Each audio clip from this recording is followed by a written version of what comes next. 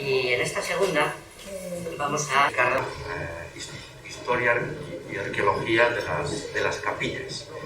Seguramente un tema de gran interés y que ha suscitado una importante expectativa. Para ello contamos con Alejandro García Álvarez Busto, integrante del equipo de investigación de este proyecto, del grupo de investigación Arqueos, que hemos integrado este proyecto, y es arqueólogo y profesor de la universidad, de nuestro grupo de investigación Arqueos, y especialista en arqueología monástica. De hecho, su tesis doctoral versa sobre la arqueología del monasterio de Corias. Ha hecho asimismo otras intervenciones arqueológicas y estudios de otros monasterios más, y entre esos estudios hay que destacar la reciente publicación de la arqueología de los monasterios de Asturias, un compendio impresionante de toda la arqueología realizada en los monasterios medievales de Asturias. Bueno, pues nos va a mostrar ahora el tema de la arqueología e historia de las dos capillas y su entorno, sus problemas, los interrogantes que hay sobre ellas aún. Así que le dejamos con el uso de la palabra para que nos los ponga. Muchas gracias, Abelino, por la presentación. Muchas gracias a todos por su asistencia a este acto y muchas gracias, como no, al RIDEA por su organización. Pues como bien comentaba Abelino, yo hoy me voy a encargar de hacer un repaso, una revisión a las capillas del Monsacro, ¿no? Que quizás pues sean los elementos más conocidos para todos en general, ¿no? Este es un proyecto que empezó hace ya 3 años, como ya adelantó el otro día Abelino en su conferencia, y por lo tanto no me voy a detener en detalles. ¿El objetivo cuál era? Bueno, pues realizar una investigación con una metodología interdisciplinar de este espacio tan concreto, ¿no? La verdad es que ya casi le tenemos como nuestro hogar, ¿no? al Monsacro, porque no me acuerdo ya pues la cantidad de veces que subimos. La mayoría de las veces subíamos caminando. Subimos, yo creo que por casi todos los sitios más accesibles. Por la falda norte, desde la Collá. Por el lado oriental, desde los Llanos. A mí personalmente la subida que más me gusta es la sur. Es la más solayera, la más tendida.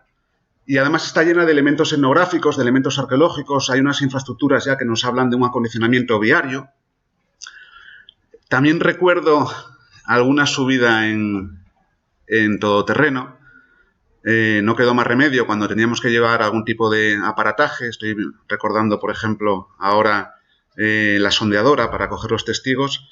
Pues un vecino de la zona, Arcadio, pues que hacía el servicio de taxi, pues con su todoterreno pues nos subía, ¿no? Y bueno, yo siempre subía un poco angustiado porque normalmente me tocaba sentarme en la parte de atrás, un todoterreno que no tenía puertas traseras, y la verdad que impresionaba un poco, ¿eh?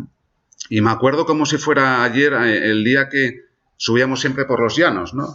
El día que estábamos, después de tanto zigzag, a punto ya de coronar allí en Entrepuertas, y de repente se le cala el Land Rover. Era un poco complicado la logística porque bueno, había que esperar una semana que no lloviera para que el firme estuviera seco. Y me acuerdo que las 2 primeras veces que subimos, que tardábamos 40 minutos, era muy entretenido porque además Arcadio tiene un carrete y le preguntábamos, aprovechábamos esos 40 minutos para hacerle preguntas, encuestas etnográficas, y era una gozada, ¿no? Se te pasaba enseguida el viaje.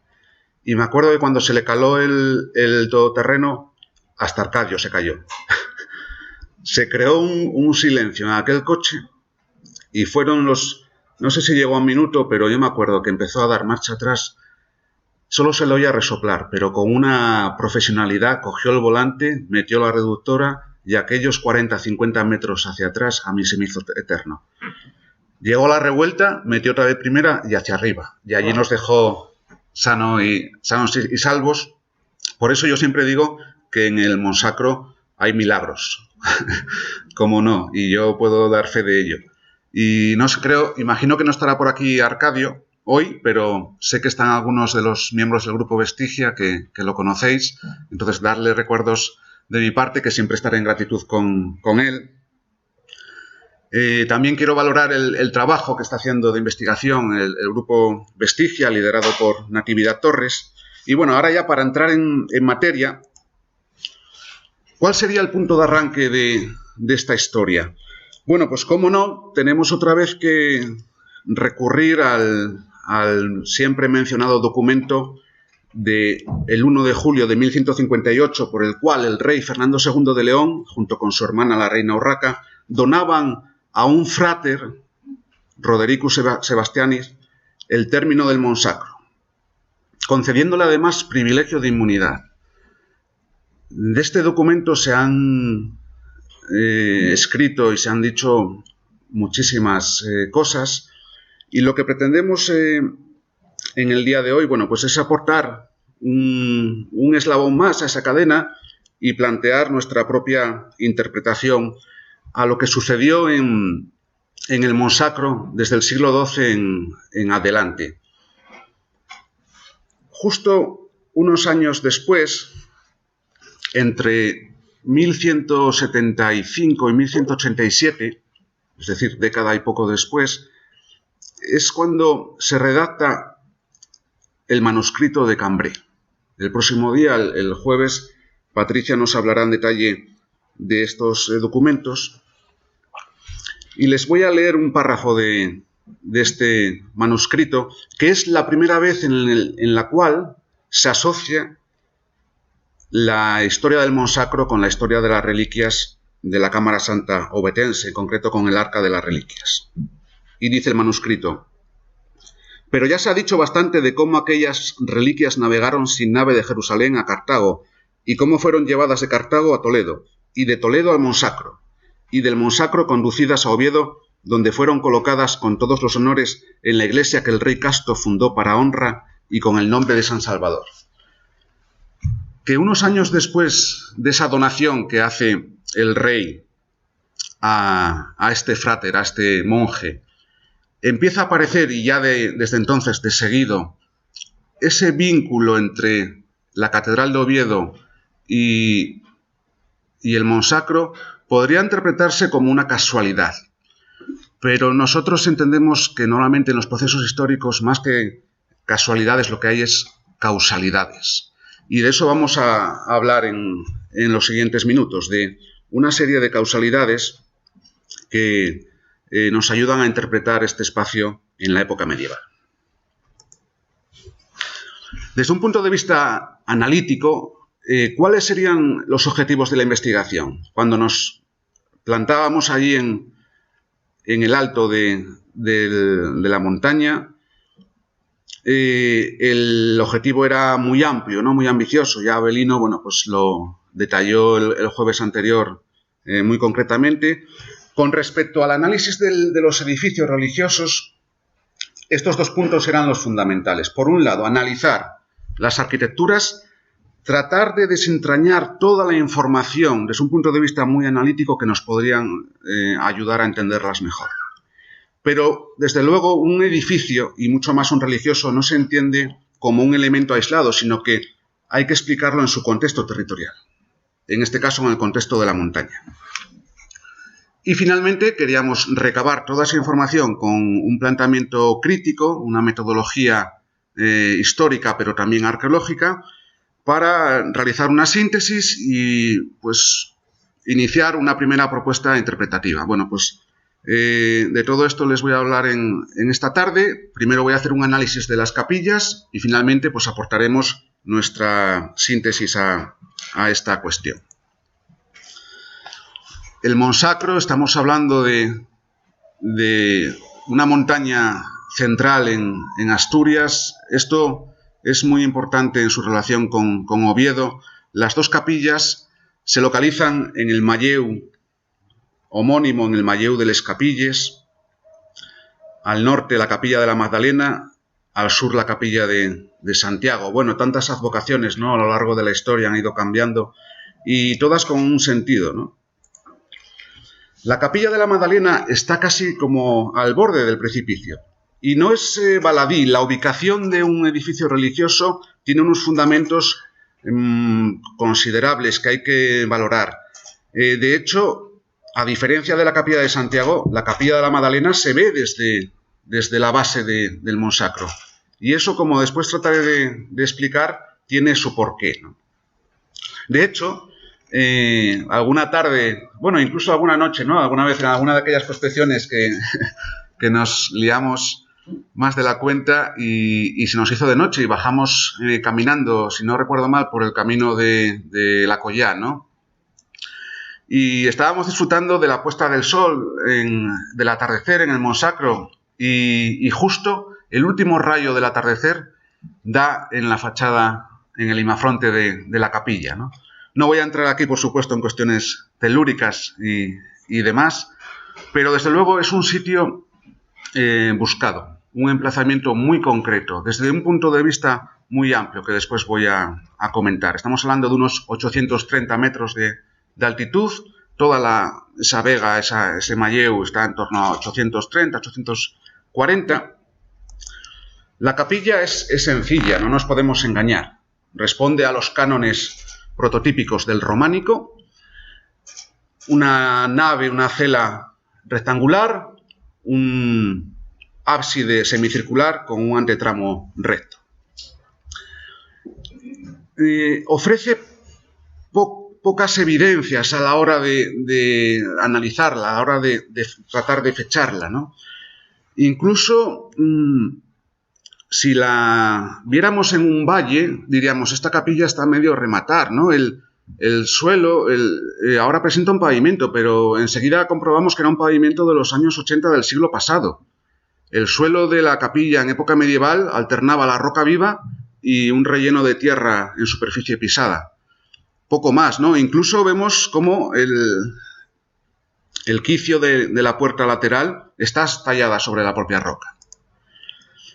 Aquí vemos el arco de triunfo que da acceso a ese ábside, una rosca totalmente limpia de decoración. Incluso las impostas tampoco nos permiten fechar estilísticamente esta obra. Pero teníamos la suerte de acceder a información anterior a la restauración de 1986. Esta restauración fue fundamental porque las capillas se encontraban en un estado de abandono considerable.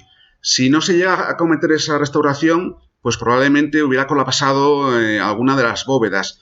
El contratiempo que supuso esa restauración, pues los revocos masivos, ¿no?, que nos ocultan la fábrica original, y nosotros vivimos en arqueología de la lectura del muro, de la lectura de los paramentos para definir secuencias estratigráficas. Eso en el Monsacro, por lo menos interiormente, es imposible, ¿no? Pero en cambio estas fotografías sí que nos daban ya pues alguna pista, ¿no?, sobre todo de cómo estaba resuelta la bóveda de horno del ábside de la capilla.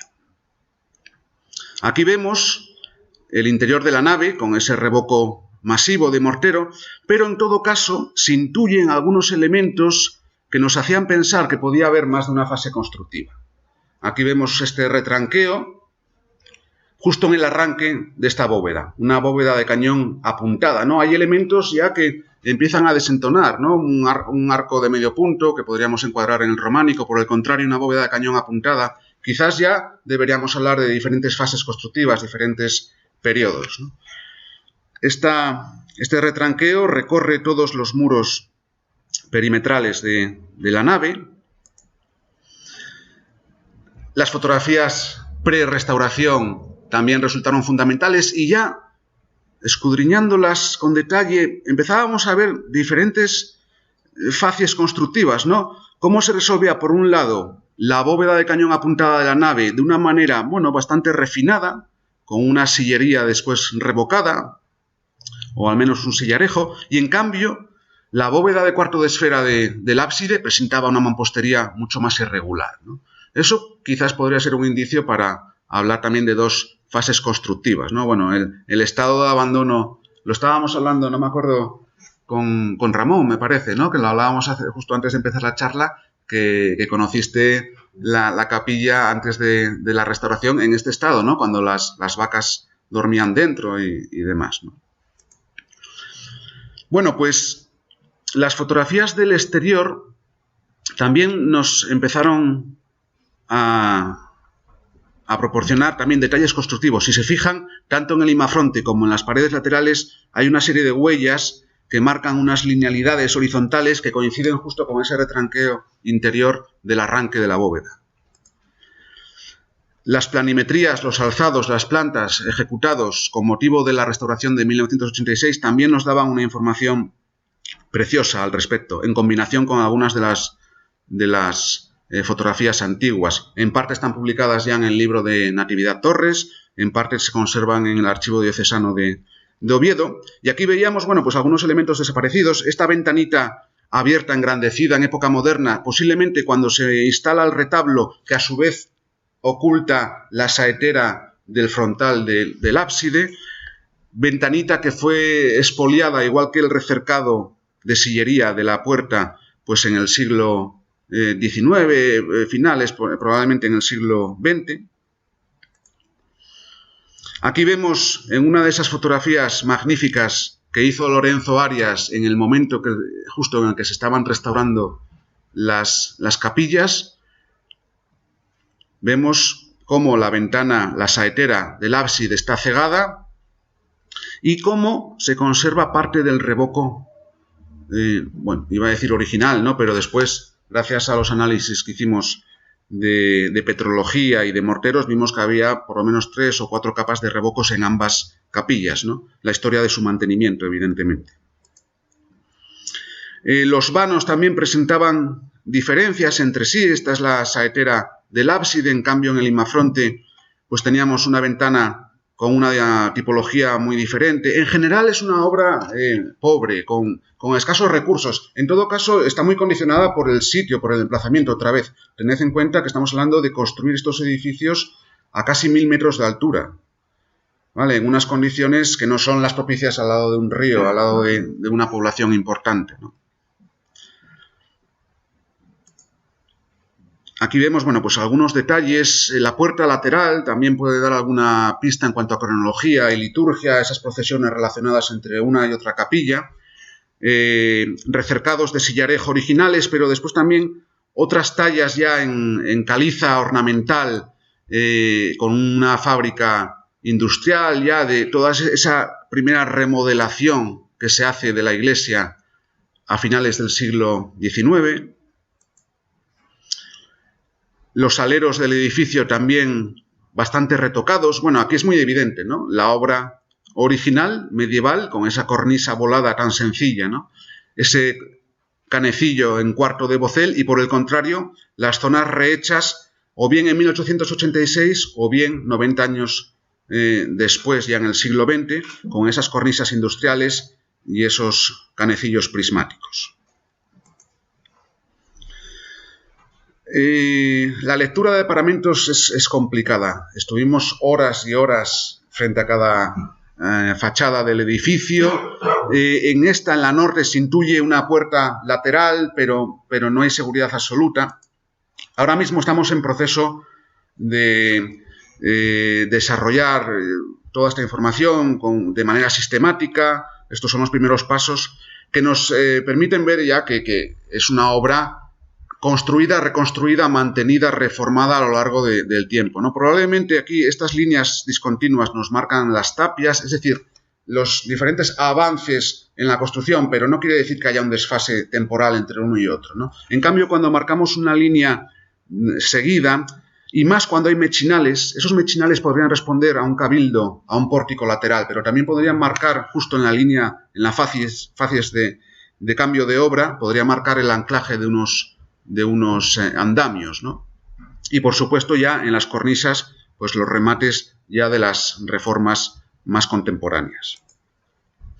Este sería el alzado con esa primera lectura estratigráfica que hemos acometido. Aquí, bueno, pues en la ilustración de los mismos hemos contado con la colaboración de Jesús Ignacio Jiménez Chaparro, antiguo miembro del grupo Arqueos. Aquí, bueno, pues se ven claramente cómo lo que es la rosca de la puerta lateral es una reposición ya del siglo XIX, ¿no? Y este es el imafronte, que no tiene puerta, y lo que sí que se aprecia es varias reformas muy claras, tanto de época medieval como de época moderna. El otro día hablaba Avelino del aprovisionamiento, ¿no?, de las fuentes de materia prima para la construcción de las dos iglesias. Hay un poco de todo. Hay un aprovechamiento de lo más inmediato. Evidentemente, estas trincheras que al principio, y las discutimos en el sitio, que si podía ser aprovechamiento de mineral, al final, bueno, pues nos decantamos porque fueran extracciones de la dolomía. La dolomía que en esta iglesia seguramente está empleada en la cubierta, en la bóveda, aparte de en algunos tramos de las paredes, ¿no? Pero son muy evidentes justo en el entorno inmediato de la iglesia. Pero después, por ejemplo, la toba, que viene de cerca de Covarriella, estamos hablando de 5 kilómetros de distancia, incluso otros emplazamientos, pero bueno, esto ya está comentado, así que no vamos a entrar más en detalle. Después, si quieren preguntar, pues podemos abundar en ello.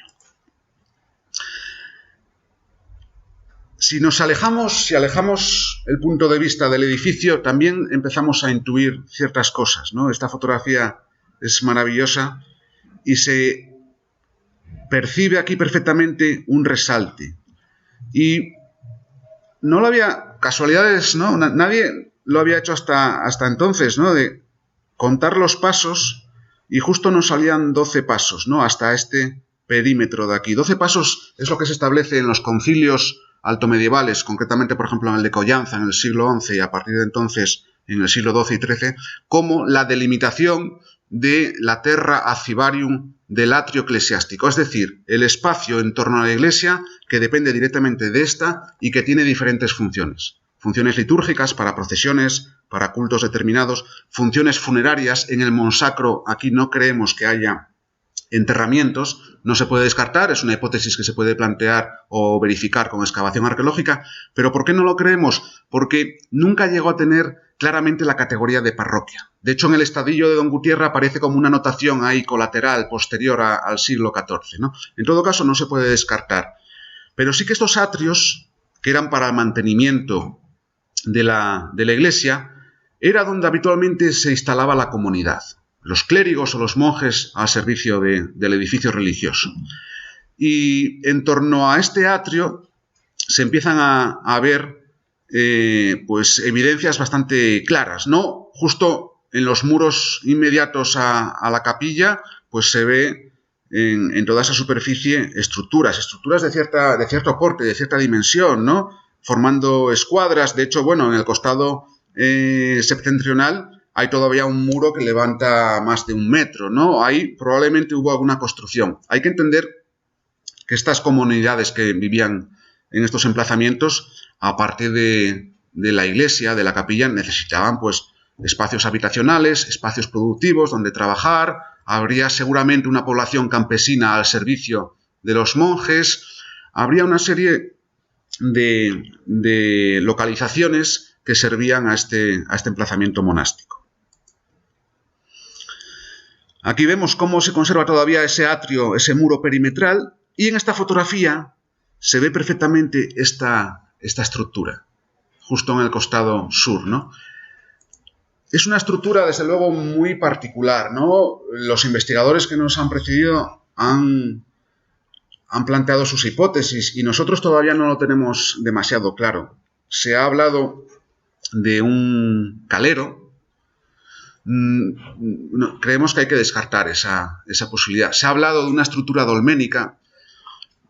Parece complicado. Además, estas grandes yastras están en buena parte soportadas por un muro a piedra, ¿no? A hueso. Entonces encaja mal en esa tipología dolménica, ¿no? Pero en todo caso, hasta que no se haga una excavación arqueológica, no vamos a tener una información más clara, ¿no? Aquí vemos alguna fotografía de detalle.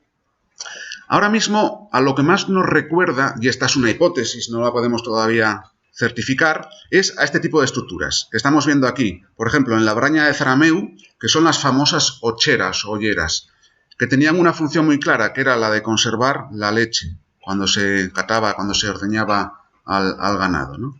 Entonces, bueno, podría tener esa función y además la ubicación puede ir acorde a esa funcionalidad, ¿no? Porque estamos justo en el límite del atrio eclesiástico, en la zona donde se entregarían esas rentas y concretamente la leche a esta comunidad monástica que administraba este espacio, ¿no? Pero bueno, en todo caso, como comentaba, esto es algo que habrá que verificar con excavación. Las fotografías, hasta hace pocas décadas, el huerto del ermitaño todavía, bueno, mantenía una potencialidad en altura que últimamente se ha perdido, está mucho más arrasado, ¿no? El topónimo es muy significativo, ¿no? Nosotros lo hemos interpretado como un cercado asociado a ese manejo, a esa gestión del ganado por parte de la comunidad monástica, pero tampoco podríamos descartar. Estos últimos días estuve releyendo la documentación de Corias de época moderna y me vino, que no me acordaba en su momento, el recuerdo a las menciones de estos huertos que tienen a veces los monasterios a cierta altura y que solían estar además cerrados para evitar que los animales los pisasen, y donde había cultivos de plantas muy específicas, muchas veces con propiedades medicinales, ¿no? Estoy recordando alguna cita del doctor Casal y bueno, ya que está aquí Tomás, lanzo la pregunta al aire y después a lo mejor lo podemos debatir si este sería un sitio propicio para el cultivo de estas plantas medicinales tan buscadas por los monjes, y de ahí pueda venir esa expresión del huerto del ermitaño, ¿no?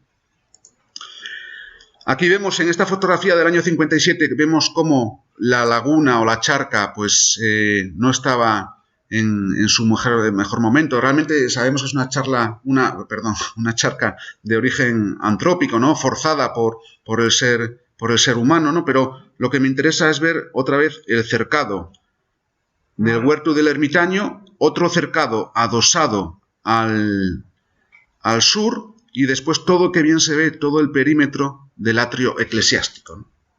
Y aquí, en la fuente fotográfica El vuelo americano antiguo, hay que agradecer pues la cesión de estas fotografías al Observatorio del Territorio de la Universidad de Oviedo, tanto a Felipe Fernández como en este caso a Daniel Herrera. Y bueno, en el año 46 se intuye perfectamente la distribución de ese huerto del ermitaño, el muro meridional que definía el atrio eclesiástico, y tampoco estaba la charca, ¿no? Uno de los avances más interesantes que pudimos desarrollar en la fase de investigación pre-COVID fue la realización de un barrido utilizando georradar del subsuelo de las dos iglesias, tanto del interior como del contorno, ¿no?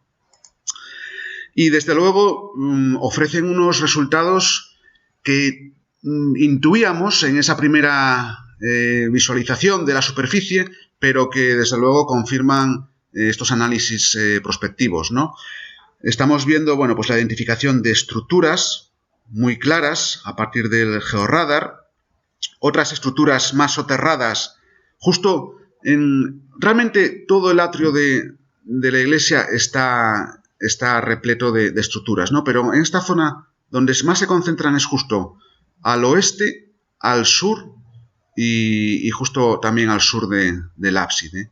Después habría una serie de rellenos kársticos y aquí también aparece muy bien definida esa oquedad correspondiente a esa estructura que podría ser una ochera, ¿no? Entonces, bueno, pues cuando vimos estos resultados también pues fue otro paso más para convencernos de la necesidad de realizar una excavación arqueológica en el sitio, ¿no?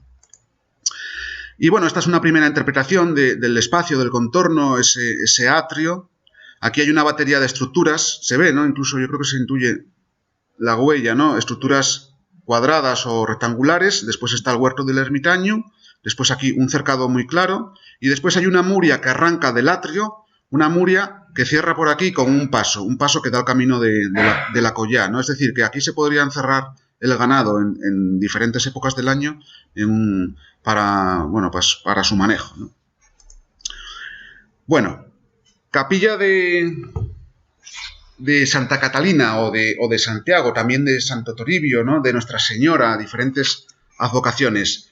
Como vemos, en un emplazamiento totalmente diferente, retirada, ¿no? No es ese balcón que supone la capilla de la Magdalena, sino que está pues recogida al interior, está a unos 20 metros por encima de su hermana gemela. Y bueno, vemos que tiene una tipología constructiva totalmente diferente, ¿no? Es una planta octogonal. Esta es una fotografía de hace 3 años, con esa reforma que tan buenos resultados ha dado de la cubierta, ¿no? Antes las tejas volaban con el viento. En el año 2011 se desarrolla este sistema que es, desde luego, perfecto para estos sitios de altura, ¿no? El edificio está muy remozado por esa restauración de 1986 y es todavía más difícil de leer, de analizar que el anterior. Si la capilla de la Magdalena ponía dificultades, la capilla de Santiago casi nos daba con la puerta en las narices, ¿no? Pero bueno, en todo caso, recurriendo a fotografía antigua, pues ya veíamos esta línea de mechinales tan interesante, cómo cambia la fábrica en el tramo superior de los muros, estos contrafuertes tan arrasados, este muro adosado al exterior, con esa piedra toba en la rosca.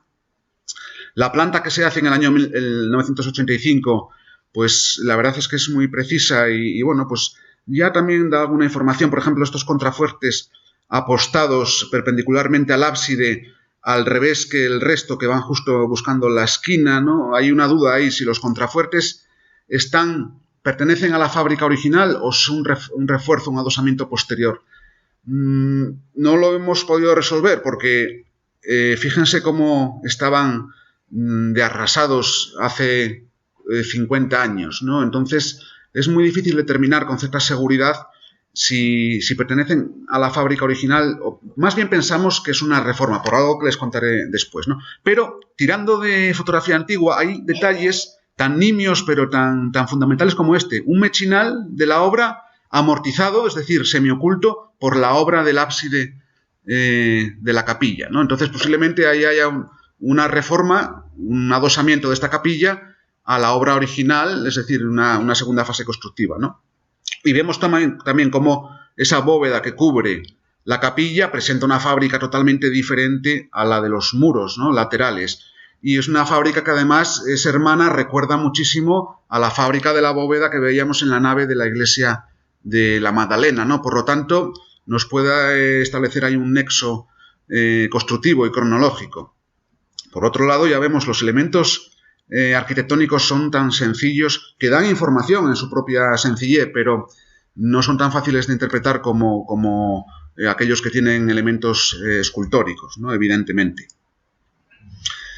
Esta es la bóveda de horno de cuarto de esfera de la capilla de arriba de Santiago y esta es la bóveda de horno de la capilla de abajo. La técnica constructiva es totalmente diferente. Esta técnica está hermanada con la de la cúpula, o mejor dicho, la bóveda de esta capilla de Santiago, y está hermanada también con la bóveda de la capilla de la Magdalena. En cambio, esta es una fábrica diferente, probablemente anterior, ¿no? Al final, tenemos que ir sacando información pues, de detalles tan concretos como estos, ¿no? Porque los edificios, sobre todo al interior, al encontrarse revocados, pues no permiten ir mucho más allá, ¿no? Retazos de pinturas, estas que estaban en el lado de la epístola de la capilla de Santiago se han perdido, y estas que fueron restauradas por Jesús Puras en el año 86 pues están en un proceso de deterioro complicado. Hay que llamar la atención en este sentido, hace falta una nueva restauración del edificio, por lo menos en estos puntos concretos, ¿no? Aquí está la silueta de la capilla de la Magdalena. Esta es una sección asociada a esa restauración donde vemos claramente esa bóveda nervada, maravillosa, ¿no? En su sencillez. Desde luego, como solución arquitectónica es una solución local, ¿no? Es una bóveda, bueno, pues que no incorpora grandes elementos ni soluciones arquitectónicas ni escultóricas, ¿no? Es 8 nervios que se cruzan, bóveda nervada con esa clave central, y los nervios pues arrancan de esa solución denominada cul de lamp, típica del gótico, ¿no? Estamos hablando ya no de una capilla románica, sino de, por lo menos en este caso, de una solución para la cubierta ya gótica, ¿no? Aquí también las fotografías anteriores a los revocos también nos dan una información muy interesante, y vemos también cómo se empareja la obra de la bóveda con la del ábside, ¿no? Y después hay otros elementos más concretos, ¿no? Aquí veíamos ese trasdosado, ¿no? Hay un refuerzo clarísimo de la puerta de entrada, ¿no? Que se ve perfectamente como todo ello es un recrecido al exterior. Y bueno, pues analizando fotografía antigua, creemos haber dado con la clave de esta reforma, ¿no? Aquí se ve muy claramente esta grieta, no es una fisura, sino es una grieta de dimensiones considerables que recorre todo el paño desde el remate superior hasta la parte inferior, ¿no? Claro, evidentemente la puerta era un punto de debilidad de la estructura. Aquí se genera esa grieta, y por ello, seguramente en época moderna, todavía no la hemos podido definir bien, pero con seguridad, con posterioridad a la construcción de la bóveda, se hace ese trasdosado para evitar que colapse el paño de la entrada, ¿no? Y muy probablemente es cuando también se hacen los contrafuertes, que rematan justo en el punto crítico, donde encastra el cul de lamp, la ménsula que soporta los nervios por la cara interior, ¿no? Después, bueno, otros elementos en los que no voy a entrar, ¿no? Ensanchamiento de ventanas ya de época moderna, tipologías muy variadas que nos hablan de diferentes fases. Aquí vemos el grado de deterioro que llega a alcanzar la capilla hacia 1970-80. Incluso vemos, bueno, pues el tapín, ¿no? Parece un corro casi, ¿no? El tapín sobre... Y bueno, la bóveda de la cueva de la sala denominada la Cueva del Ermitaño, pues también medio colapsada, ¿no? Esta es una fotografía interior previa a esa restauración, que bueno, aporta unos elementos interesantes. Vemos estas vigas que están relacionadas con la construcción de una tribuna hacia 1885, posiblemente con un patronato laico privado, pero bueno, eso está por demostrar. Aquí vemos en estas fotografías cómo antes de la restauración estaba sellada la puerta de acceso a la Cueva del Ermitaño. La propia cueva, el habitáculo denominado la Cueva del Ermitaño, con estos contrafuertes que después fueron integrados en la obra de esta sala. Y la mesa o altar en el centro de la capilla, ¿no? Totalmente, bueno, esta es la fase pre-restauración. Había perdido ya un pequeño baldaquino que se puede fechar muy bien, se ve 1676, que hacía baldaquino, tabernáculo, pues sobre las imágenes en el altar. ¿Y dónde está emplazada esta mesa? Bueno, pues está emplazada sobre el famosísimo Pozo de Santo Toribio, ¿no? Que según cuenta la tradición, pues albergaría algunas de las reliquias en algún momento indeterminado de la época medieval, ¿no? La tierra de este pozo también tendría propiedades mágicas, curativas, y bueno, pues los lugareños las conocían o bueno, pues las entendían así, ¿no? Realmente lo que estamos viendo aquí es un escalón natural. Esto es producto de la carstificación, de una fisura y un entalle de la roca caliza. Después hay un relleno masivo, en el georradar lo veremos mejor, y el extremo opuesto del pozo está hecho en muro, ¿no? Entonces quizás el pozo está condicionado, o la visión de ese pozo está un poco condicionada por la propia fábrica que se hizo a posteriori, ¿no? Estas fotografías de Lorenzo Arias pues redundan en esa idea que antes comentaba, ¿no? Son obras, siempre se han calificado de obras sencillas desde el punto de vista arquitectónico. Y es verdad, aquí no hay un gran taller que haya venido de La Rioja, el taller de Unate o el taller de la Vera Cruz de Segovia. Aquí ni está ni se le espera, ¿no? Esto responde a otra época y a otras soluciones arquitectónicas. Pero hay que tener en cuenta el esfuerzo constructivo y el empeño constructivo. ¿Por qué se construyen estos santuarios aquí a esta altura? Desde luego, había un interés muy grande porque el sitio no es nada propicio para la construcción, ¿no? Y estas fotografías del año 86 lo demuestran, ¿no? Para transportar estos sacos de cemento, el arenón, al pie de la capilla hay que pasar por una zona, bueno, afortunadamente están los escalones y el sendero, pero esto es puro lapiaz, ¿no? Entonces son sitios muy complicados, ¿no? Aquí vemos ese croquis con ese acceso, vemos una plataforma perfectamente definida, construida para poder levantar la capilla, una posible estructura y la cueva del ermitaño, ¿no? En el entorno veíamos ya, bueno, pues algunas estructuras que nos llamaban la atención, ¿no? Este recorte en la caliza probablemente aquí se aprovechó como calero o al menos para extraer parte de la piedra de los muros.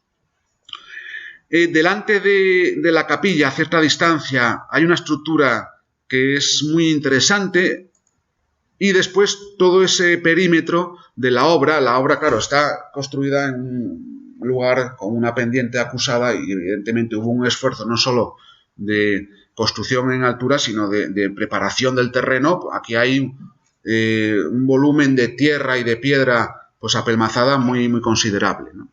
Y estos son los escalones que marcan ese acceso, ¿no? Y la pasada del barrido del georradar pues también proporcionó datos muy interesantes desde nuestro punto de vista, ¿no?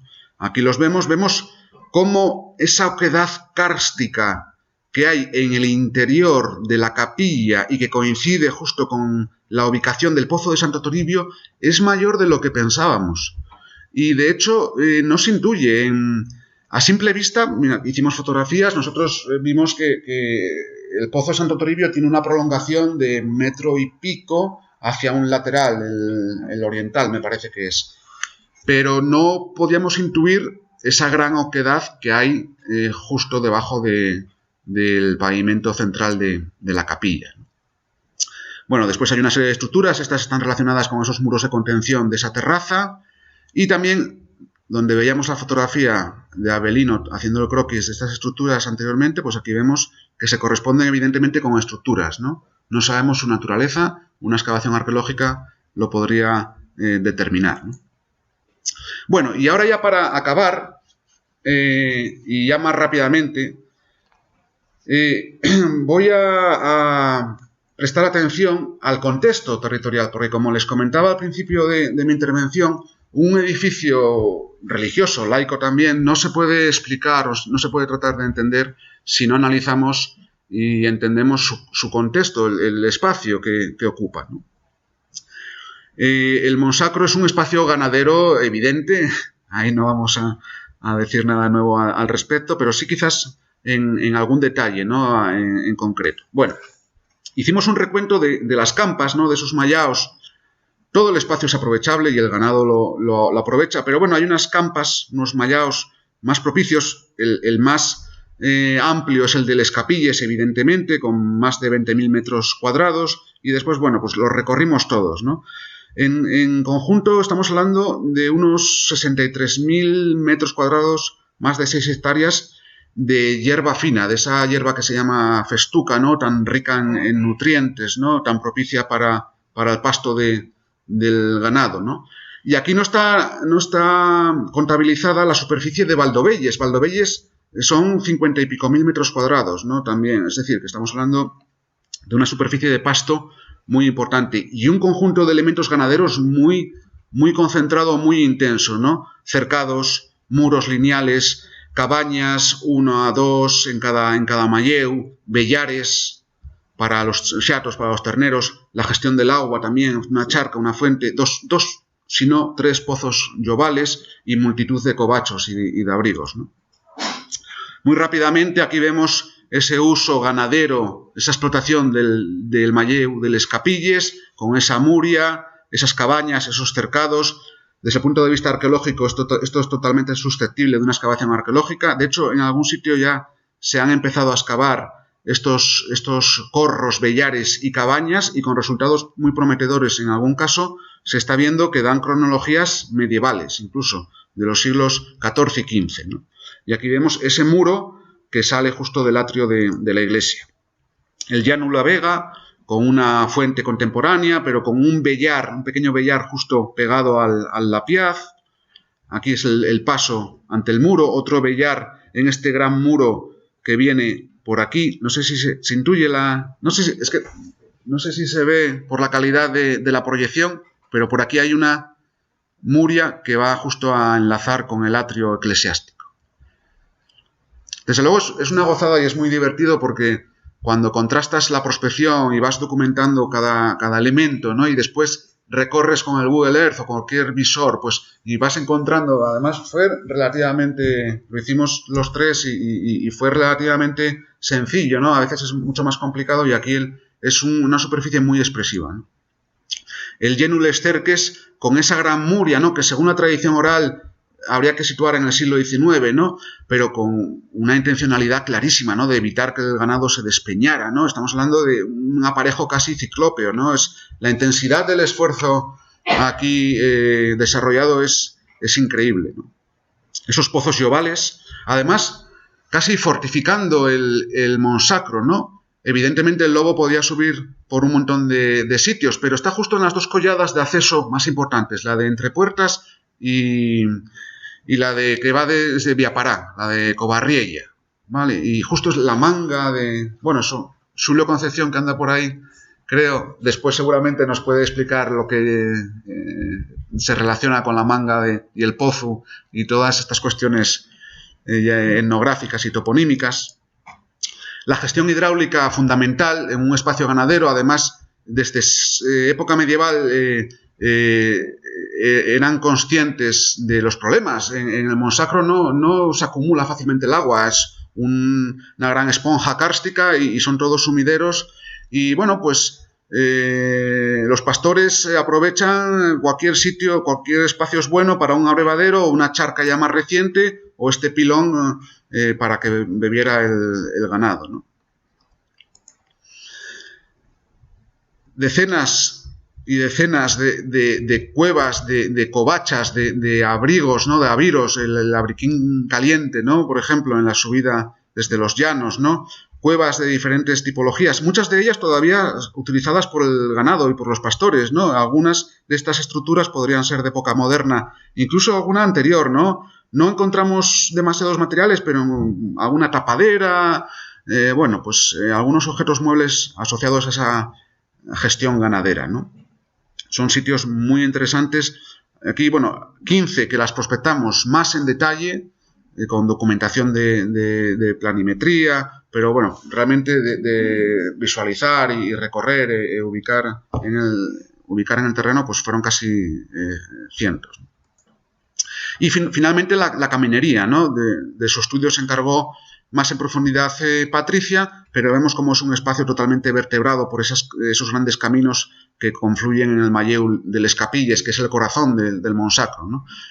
Aquí vemos los diferentes accesos desde la Collá, desde los llanos, y el que a mí más me gusta y siempre recomiendo, el del sur, ¿no? el de Viapará. Y ya para acabar, pues proponemos una hipótesis interpretativa, ¿no? Jugando con todos estos elementos, después de este análisis, ¿por qué ese documento, esa donación de 1158? Bueno, hay que tener en cuenta que estamos hablando de un periodo, el de los siglos XI, XII, XIII, en el cual el ganado era seguramente la principal fuente de riqueza de la aristocracia. En Asturias, en todo el noroeste de la península, la agricultura era muy secundaria en comparación con la capacidad de riqueza que podía proporcionar la ganadería. Y entonces esta donación no desentona para nada en ese contexto en el cual los grandes señoríos laicos y eclesiásticos, pero en este caso eclesiásticos, están luchando, están pugnando entre ellos por ver quién se lleva el gato al agua, quién se hace con el control de los mejores pastos, de las mejores brañas. Hay una tensión latente ahí que acabará desembocando en un tardomedievo y una primera edad moderna en el cual abundan los pleitos por los pastos entre los señoríos eclesiásticos y los laicos de una manera muy abundante, ¿no? Pero ese proceso final se está gestando ahora, ¿no? Y justo coincide que en el año 1158 el rey Fernando pues estaba iniciando su reinado y con un programa político muy, muy claro, que es el de tratar de arrinconar a los grandes condes levantiscos anteriores, ¿no? A esa nobleza laica peligrosa. ¿Y cómo los arrinconaba? Ganándose el favor de los señoríos eclesiásticos, de los monasterios y de la catedral, del señor obispo, ¿no? Y de esa manera se entiende esta donación no a un fráter, no a un monje, sino al monasterio de San Vicente de Oviedo, o así nosotros al menos lo entendemos, ¿no? Y no es algo particular, para nada. En 20 años el monasterio de San Vicente está recibiendo donaciones tanto del rey Fernando II como de su hermana, la reina Urraca, de manera continuada. Heredades, viñas, tierras repartidas por todo el centro de Asturias, ¿no? De esta manera, con el apoyo regio, el monasterio de San Vicente se hace con el control, no solo de facto, sino también jurídico, de ese espacio de montaña, que llevaba ya disfrutando desde décadas atrás, porque el documento así nos lo dice, que es donde tenían el ganado los monjes, ¿no? Este Rodericus aparece citado como prior. Andrés Martínez Vega, muy acertadamente, propone que podría ser un priorato, el del Monsacro. Es posible, quizás no llegará a esa categoría y hay que dejarlo en una simple decanía, es decir, una granja monástica con una capilla, pero es un modelo muy habitual en el siglo XI y sobre todo en el siglo XII, en el cual los monasterios benedictinos gestionan directamente sus propiedades. Los monjes con los siervos trabajan y explotan el dominio monástico. Después, a partir del siglo XIII-XIV, lo van a ceder en usufructo mediante los aforamientos, a cambio de una renta. Pero en esta época siempre se ha pensado en el cister como ese modelo de gestión, de creación de granjas, ¿no? Pesqueras, mineras, agrícolas, ganaderas, salinas, pero el monacato benedictino es realmente el que desarrolla un siglo antes ese modelo tan específico de control del espacio. Y en el caso de San Vicente se ve ratificado por la cesión que les hace el rey. El Monsacro, nos lo dice Tirso de Avilés, está a 3 leguas de Oviedo. Depende en época medieval por donde se fuera, pero poco más de 10 kilómetros, 13, 14 kilómetros. Eso en la época medieval se hacía perfectamente en una jornada, no era una distancia complicada. Y el Monsacro, la Madalena, reúne unas condiciones muy particulares. Aquí vemos este corte topográfico que hizo Salvador Beato, profesor de la Universidad de Oviedo, para su tesis. Vemos el nivel superior de las penillanuras kársticas, Peñoviña, a un nivel inferior, por encima de los 1000 metros, con mucho, el Aramo, y justo rondando los 1000 metros, la Madalena, el Monsacro, que es la gran montaña a esa altura más cercana de Oviedo, más cercana, por lo tanto, del emplazamiento de los grandes señoríos feudales del bajomedievo asturiano, el monasterio de San Vicente y la catedral, la sede catedralicia. Esta altura y ese volumen de pastos en altura proporcionan un espacio óptimo para el ganado. El ganado vacuno, el ganado ovino, el ganado caprino, que sabemos por la documentación escrita que eran las propiedades, conformaban las propiedades de estos monasterios, estos señoríos catedralicios, enfocado sobre todo a la elaboración de queso, ya que el queso no solo era un alimento en esta época. El queso tenía un valor muy importante, como se ha podido comprobar también para el vino. ¿Por qué les interesaba tener vino y queso en los monasterios? Evidentemente, razones prácticas. El vino para la Eucaristía y el queso es una base fundamental de la dieta de los monjes, ¿no? Sobre todo cuando hay periodos de abstinencia. Pero después era una manera de, en una economía todavía en procesos de monetización, en el cual la moneda se reserva a unos intercambios muy concretos, el queso, como el ganado, como el vino, sirve para comprar propiedades y también para pagar a los trabajadores.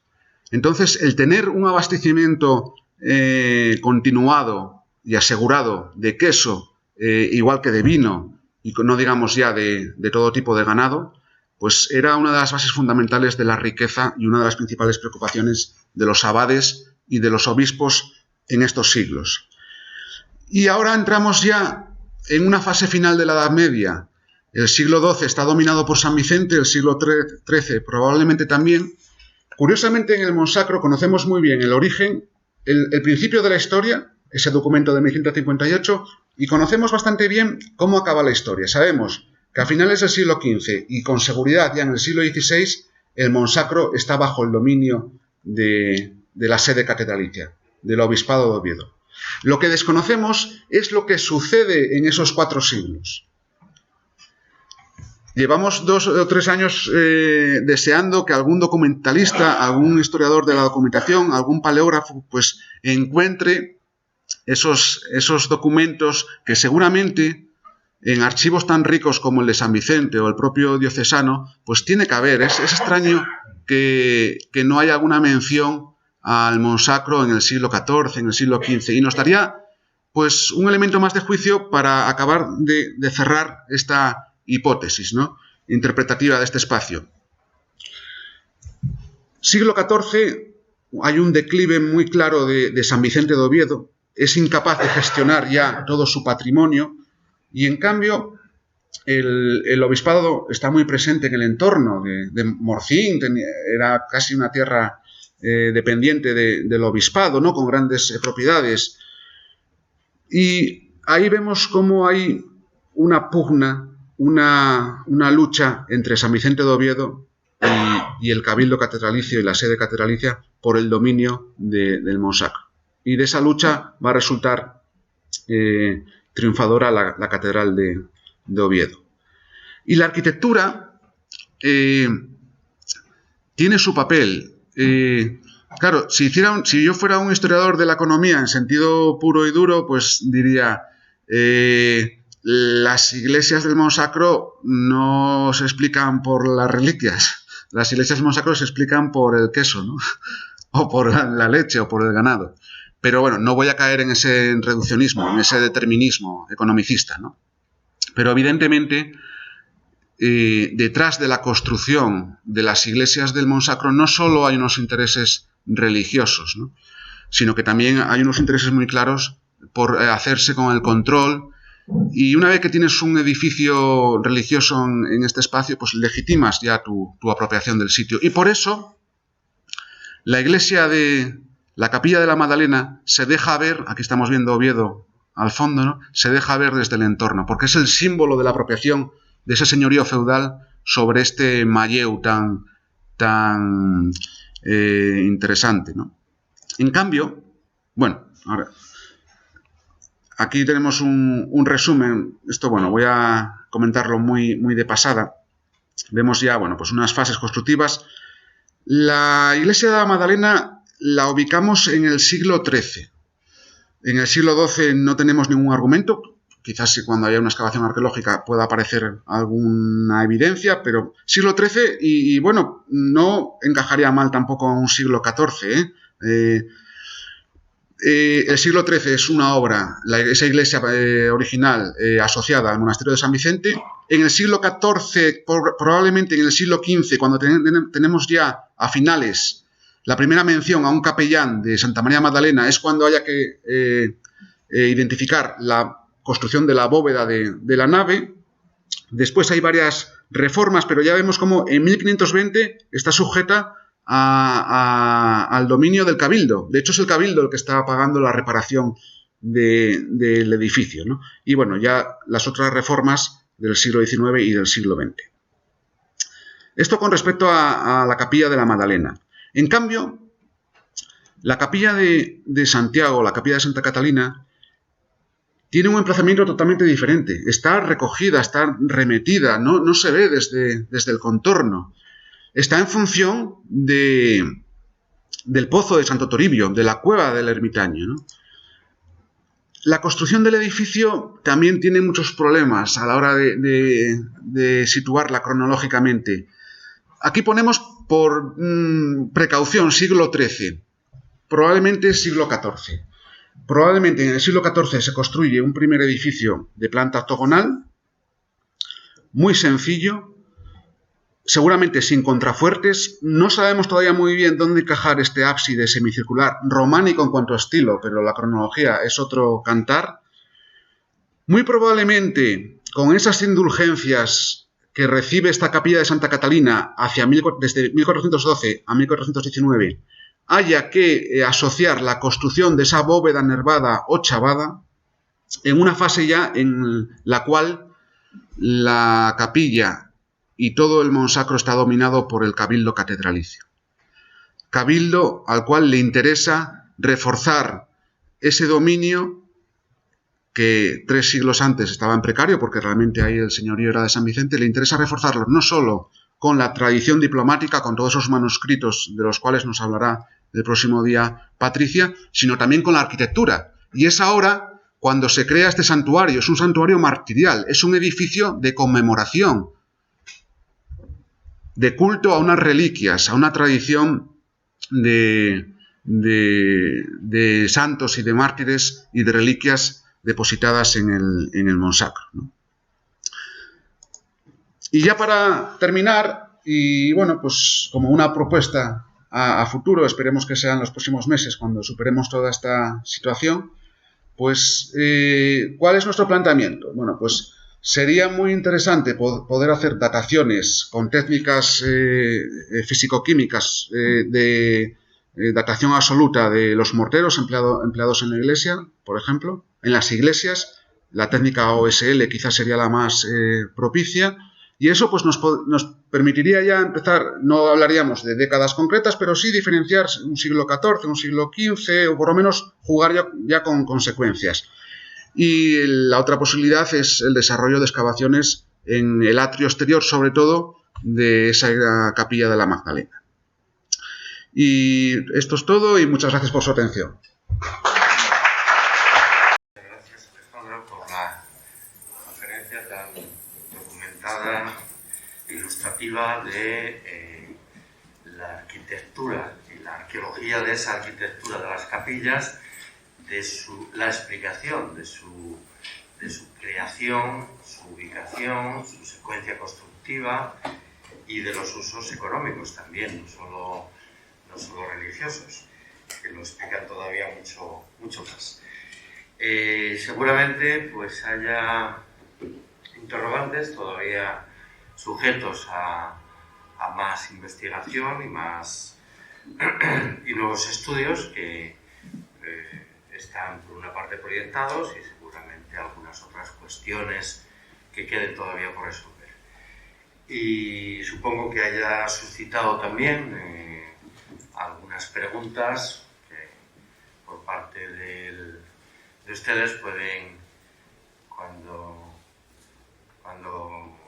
si les parece, pueden plantear. ¿Una pregunta? ¿No? Sí. Bueno, en primer lugar, felicitar al conferenciante por su magnífica conferencia. Y me surge una duda: ¿por qué en un emplazamiento tan dificultoso, a esa altura, no se ha hecho solo una capilla, se han hecho 2? Y quizá la explicación la haya satisfado diciendo la competencia, a lo mejor, entre el cabildo catedralicio y el monasterio de San Vicente, ¿no? ¿Puede ser esa la explicación de por qué 2 capillas en vez de 1? Sí. La montaña asturiana está plagada de ermitas, de capillas que están jalonando los caminos, todos esos aprovechamientos ganaderos, pero en este caso concreto hay que explicar por qué confluyen esos 2 edificios, ¿no? Cada vez tenemos más clara esa distancia cronológica, siglo XIII para la capilla de la Magdalena, siglo XIV, con esa reforma a principios del siglo XV, para la capilla de Santiago. Y también parece que hay esa distancia en su promoción, ¿no? Por un lado, la capilla de la Magdalena, obra promocionada por San Vicente de Oviedo, como iglesia de una decanía, de una granja dedicada, sobre todo orientada a la explotación del espacio, y en el siglo XIV, pero principalmente a principios del siglo XV, la construcción de un gran santuario martirial por parte del Cabildo Catedralicio, con esa función de espacio de memoria, de recuerdo de la tradición de las reliquias, para establecer ese vínculo entre las reliquias y el monsacro de una manera mucho más nítida, ¿no? Algo que no les proporcionaba la capilla de abajo, ¿no? Entonces, por eso hay ese doble esfuerzo constructivo, porque si no, una posibilidad sería haber aprovechado la capilla de abajo, ¿no? Pero el Cabildo Catedralicio quería reforzar de una manera muy clara, y esos edificios de planta octogonal, desde la tardoantigüedad, desde el mundo paleocristiano, se utilizan recurrentemente como espacios de memoria, ¿no? De culto a los santos, a las reliquias, y ese es el modelo que traslada muy claramente el Cabildo Catedralicio al mosaico. Tomás. Bueno, pues no, digo por alusiones, pero creo que es muy interesante el objetivo de por qué existe ese nombre de huerto del ermitaño, ¿no? Evidentemente. Teniendo en cuenta la localización, la exposición, la escasa profundidad del suelo, es evidente que ese huerto no estaba dedicado a la obtención de un producto útil para la alimentación. Esto está claro porque no es productivo. Entonces tenemos que pensar que ahí había un huerto, pero ¿de qué?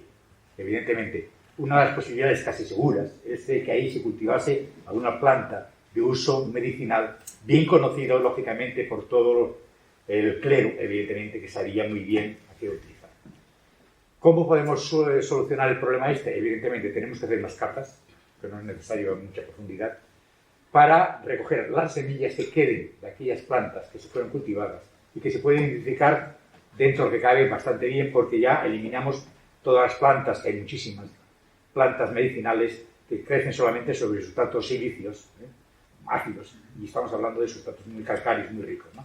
Con lo cual reducimos bastante la amplitud de plantas medicinales que se cultivan y se cultivaron siempre en estos territorios, y también en función de las semillas que encontremos podemos saber a qué se destinaban fundamentalmente ese cultivo, y con lo cual, si sabemos qué plantas eran las más interesantes que utilizaban, también sabemos para qué las utilizaban esa gente, para remediar lógicamente todos los problemas que había de enfermedades en ese momento.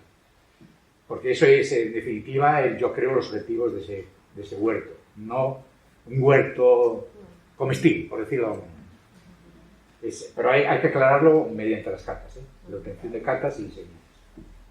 Pues, es muy, muy interesante que plantees esa posibilidad, porque desde la historia de la arqueología está poco estudiado en Asturias, ¿no? Sí que tenemos alguna noticia de esos huertos, además todos coinciden a cierta altura, siempre, en sitios alejados, a los que hay que ir, en concreto, ¿no? Y bueno, desde luego poder hacer análisis palinológicos sería determinante en ese sentido. Y la cuestión de ese huerto del ermitaño, ya no solo esa cuestión, que efectivamente hay que solucionar por eso, hay que fijarse dónde está ubicado.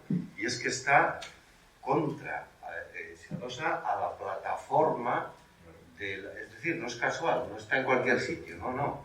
Forma parte de la estructura de organización del espacio inmediato a la capilla. Eso significa, perdona que me interrumpa, significa ni más ni menos el interés, llamemos médico-religioso, de esas plantas. Porque si quieren un cultivo, un huerto para la obtención de plantas alimenticias, irían a la zona baja, donde está el ganado. Y ahí hubieran hecho un cercado con suelos más profundos, más productivos, etc. No, pero han elegido un sitio que llamaba la atención porque está protegido desde el punto de vista religioso. Y eso es lo importante para tener en cuenta. Había una pregunta allá atrás, ¿no es que es Celso? Sí. Buenas tardes, enhorabuena por el trabajo. Aunque la pregunta parezca banal, quería preguntar desde el punto de vista geológico, el tipo de piedra. Y, a colación, si os habéis fijado en el lugar donde pudo haber los vestigios del hallazgo de una cantera que haya abastecido precisamente las dos ermitas o las dos capillas. Y lo digo porque la colegiata de Teverga, concretamente, había dos canteras, una, la cantera La cantera colorada de la piedra hermosísima, y sin embargo trajeron la piedra a 3 kilómetros mucho más lejos del gran anterior, porque parece que era tal vez mejor para trabajar.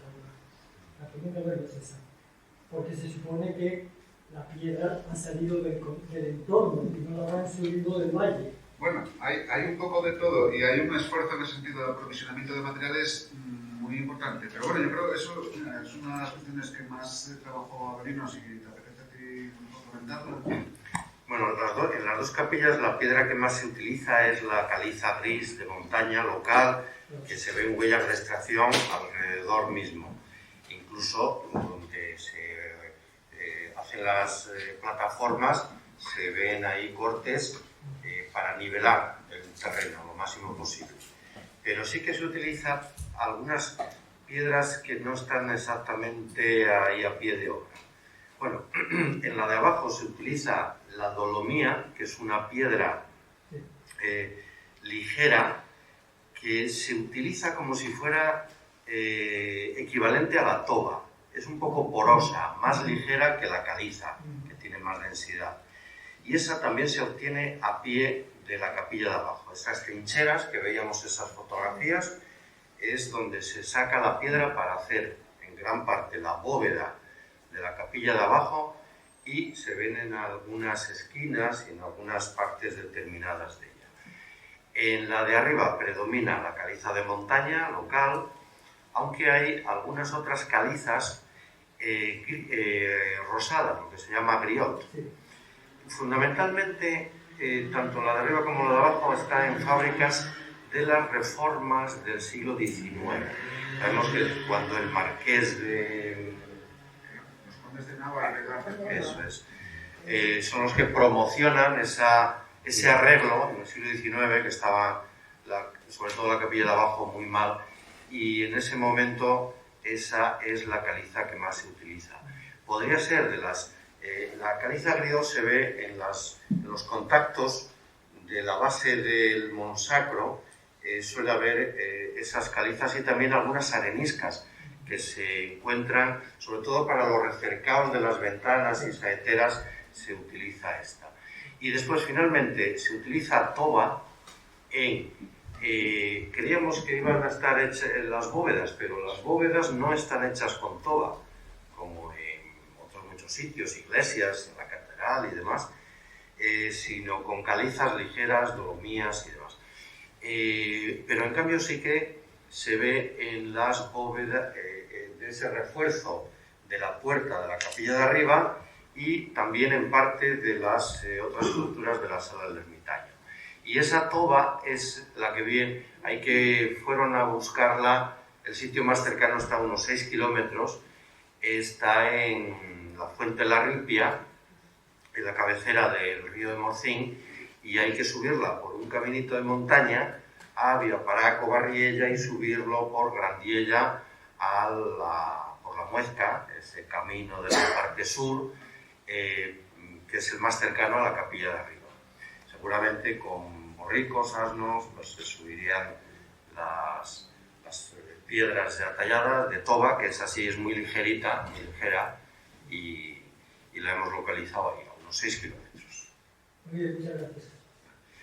¿Había alguien? Sí. Esto es una curiosidad sobre un elemento que no se citó, pero en nuestros estudios también, o en nuestro reparto, tampoco hemos encontrado nunca en referencia por monsacro, que está en la ermita octogonal, en el tramo recto antes del ábside, en lo que es el lado de la epístola, encontramos a Mozo. Hay allí un pequeño hueco. ¿Eso podía ser una credencia? Podría ser, sí, pero no hay ningún elemento así para asegurarlo con seguridad. Porque además eso está también todo muy reformado en la restauración del 85. Era justo ahí, claro, es que la fotografía que hay de la epístola, la iconografía podría dar alguna pista en ese sentido. Está la Virgen María y hay dos figuras más, ¿no? Se habla de una Virgen entronizada con el niño. Yo la fotografía, bueno, aparte que eso tendría que verlo un iconógrafo especialista, pero es muy mala. si pudiéramos encontrar alguna fotografía, porque eso estuvo hasta hace 40, 50 años. Sí, hasta los años 60. Si pudiéramos encontrar alguna otra fotografía, sería maravilloso, porque nos podría ayudar a entender litúrgicamente ese espacio y dar muchas pistas, porque es muy, muy particular, porque además, enfrente, en el lado del Evangelio, la pintura mural se supone que la describe José Manuel González, que es la silueta de la capilla de la Magdalena, ¿no? Entonces, bueno, hay unos elementos que no son demasiado habituales. Ojalá que aparezca alguna fotografía. Sí, allí es... Ah, Fernando, sí, no te vi. Enhorabuena, Alejandro, por la exposición y por la conferencia. Antes del 85, en la capilla octogonal de arriba, el altar estaba ubicado en el ábside. Es decir, el altar que hay ahora mismo en el pueblo de Santo Toribio no existe, no existía antes del 85. De hecho, ese altar que está puesto en el ábside, o sea, los pozo, cuando se restauraron las capillas, los primeros trabajos fueron en finales de julio del 85 y se inauguraron en el 86, lo que es la restauración. Pero los primeros trabajos fueron sacar el cucho de las capillas de abajo, que fue una semana que tengo el placer de haber participado con 2 amigos durante una semana sacando el cucho ahí como curiosidad. La parte medía 1,40, la parte, digamos, del final contra el altar, que medimos 1,40 metros de cucho, estaba sedimentado durante más de 40 años. Y hicimos justo una semana 3 amigos trabajando mañana y tarde. Pero lo que voy es, en la capilla octogonal de arriba, había un altar que ha desaparecido, que era el que estaba justo en el ábside. Y el altar que está ahora puesto de Santo Toribio estuvo más o menos durante, calculo, unos 10 años en el Mayeu, desde el 86 más o menos hasta mediados de los 90, que se subió porque había unos problemas para, digamos, transportar esas pesadas piedras desde el Mayao ahí. Estuvieron en el Mayao ahí muchos años, yo calculo que en torno a, no sé, entre 7 o 10 años más o menos, ¿no? Pero realmente se ha puesto el altar allí, que no existía antes porque el altar estaba en el ábside, ¿no? No sé si este matiz... Sí. Claro, lo que no sabemos muy bien era cómo se solucionaba eso, pues la estructura por encima del pozo de Santo Toribio en una época anterior, ¿no? Pero algo tenía que haber, algún tipo de estructura litúrgica asociada a las reliquias o al lugar de las reliquias, algo tenía que haber. Y bueno, ahora me viene al recuerdo sí que el paralelo con esta capilla, aunque no tiene nada que ver constructivamente, pero es un poco el proceso parecido a Santa María de Raíces. De hecho, esto lo compara muy bien Patricia en la memoria, que es un eremitorio franciscano que hay en Castellón, y los dos son muy austeros porque es una época de reformismo, de observancia, de vuelta a los votos originales de las órdenes, y precisamente por eso ahora me vino a la cabeza, porque los dos acabaron como cuadra, tanto la capilla del Monsacro como el convento de Santa María de Raíces, que bueno, afortunadamente lo rehabilitó el Ayuntamiento de Castellón en el año 2005, pero los dos tuvieron estos santuarios, al final los dos acabaron iguales. Sí, adelante. Sí. No alargar esto, agradecerte esa exposición tan detallada de las capillas y sobre todo que claro, tocaste unos temas, como lleva todo el vino, en relación con la toponimia, y nosotros llevamos ahí, bueno, ya os había venido con él, con muchos días, esa relación de los topónimos que aparecen en el documento, ahí observamos que se extienden, para nosotros tienen contactos que se coordinan desde el Monsacro, incluso desde el vínculo Monsacro, pero que se salen a los alrededores. Y bajo dos aspectos, el agrícola, el ganadero y el religioso, por supuesto. Por supuesto que el Monsacro concentra pues, varias divinidades, que vamos a entrar en esto ahora.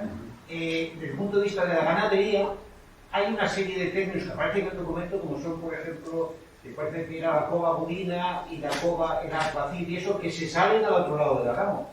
De nada. Porque los localizamos con los paisanos y ellos dicen de aquello que es cueva, pero que no hay una cueva completa, sino que son zonas de pastos.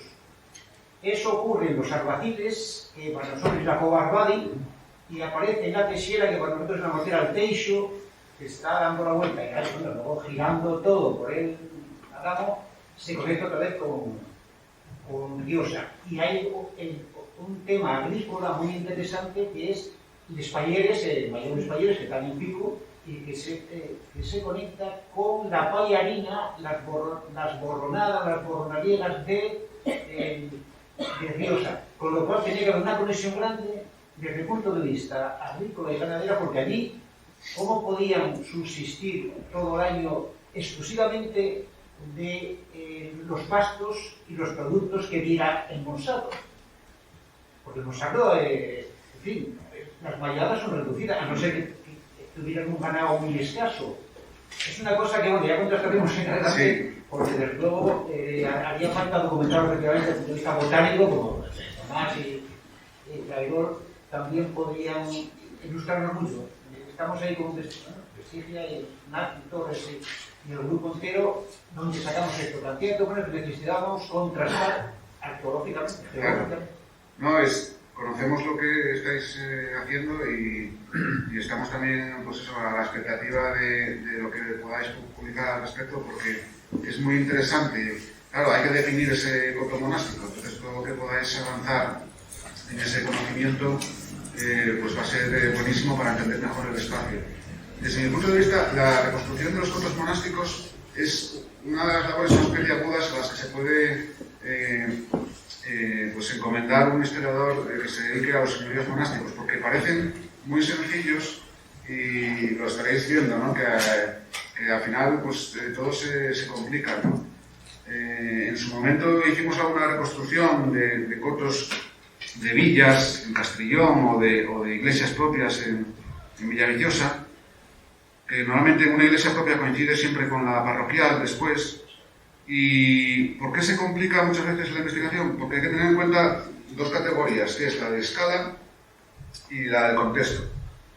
La de escala no tiene nada que ver la reconstrucción de un coto de un monasterio, pero es que en monasterios hay multitud de escalas de monasterios, o un priorato o un gran monasterio, con el coto de una villa, con el coto de un señorío episcopal, y después a nivel de contexto territorial, yo creo que sería muy interesante también, no sé si lo estáis haciendo, pero reconstruir no solo el término del coto del Monsacro, sino el mosaico de cotos, porque ahí hay varios cotos. Entonces, los deslindes de un coto te van a permitir pues afinar la linde del coto del Monsacro, ¿no?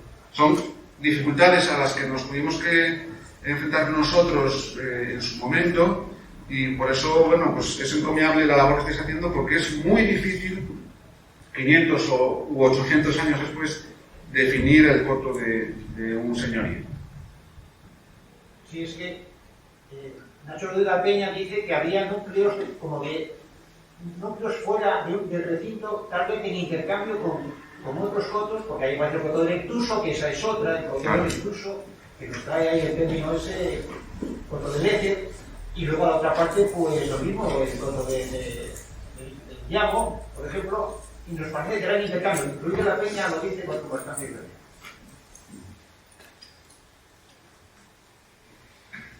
Muy bien, ¿alguna cuestión, intervención más? ¿No? Bueno, si no hay ninguna intervención más, anunciamos. No, adelante.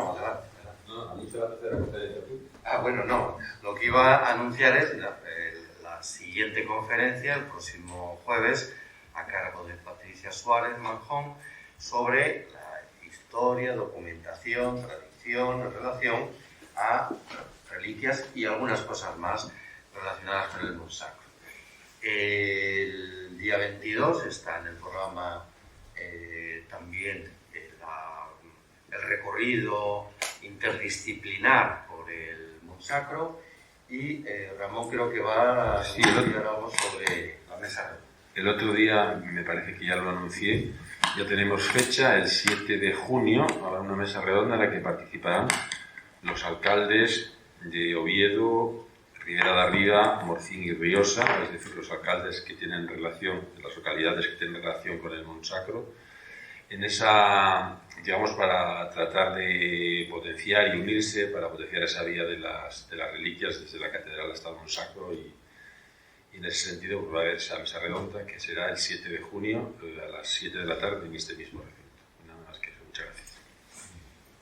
Muchas gracias por su asistencia y hasta el próximo jueves.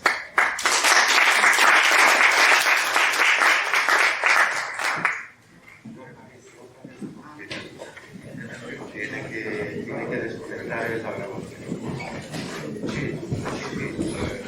Tal vez no parece.